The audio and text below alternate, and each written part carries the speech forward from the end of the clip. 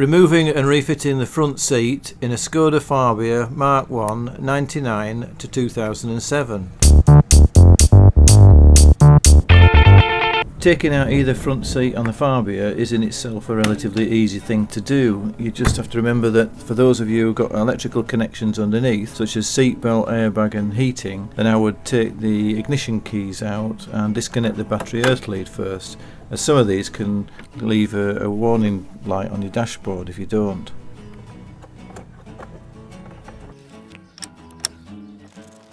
Having a quick look underneath the seat before I start. On this car there are no leads going to the underseat, so I particularly don't need to take the battery earth lead off. The seats are simply held in place by 4 M8 by 28mm bolts that importantly have M10 12-point star socket heads on them, which go directly through the metal runners onto the base of the floor pan. So I'm going to take out the ones at the rear first, behind the seat. So you need to move the seat fully forwards so you can get at them easily.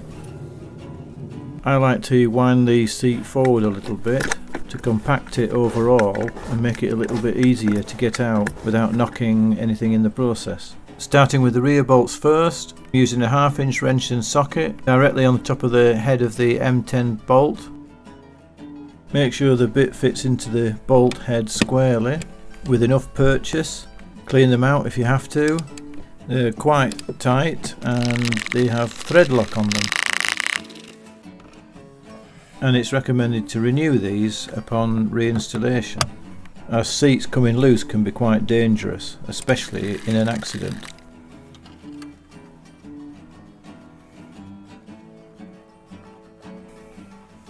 Now go into the front and move the seat back to gain access to the bolts at the front. And I needed a short extension on my wrench to get at these. Take those out.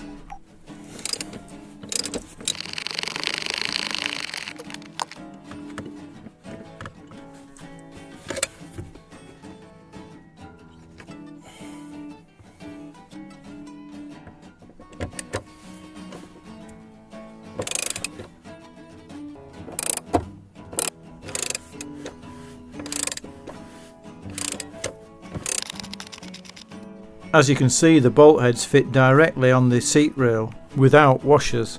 Tilt the seat back, and this is where you can get to undo the connections.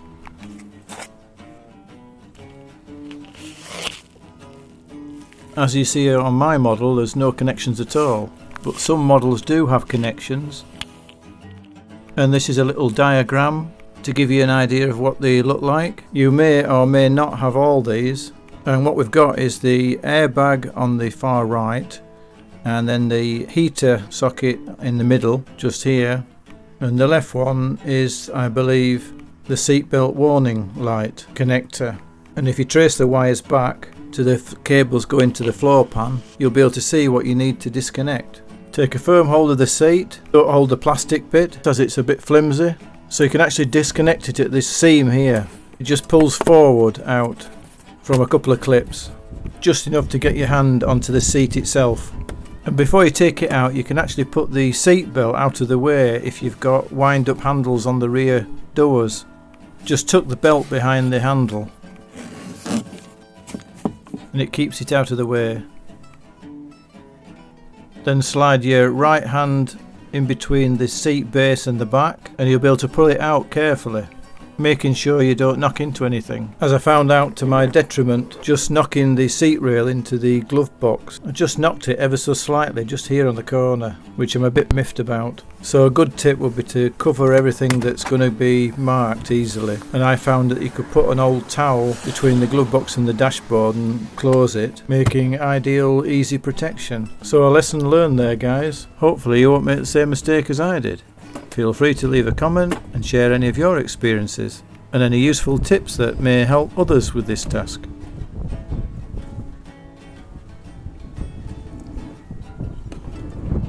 And of course, refitting the seats is in reverse order. Refit any electrical connections. Don't forget to fit new bolts. and tighten to the correct torque, which in this case is 24 Newton meters once the shoulder fits snugly on the rail. Reattach the battery earth lead with nobody sat in the car, and there we have it guys. Thank you for watching.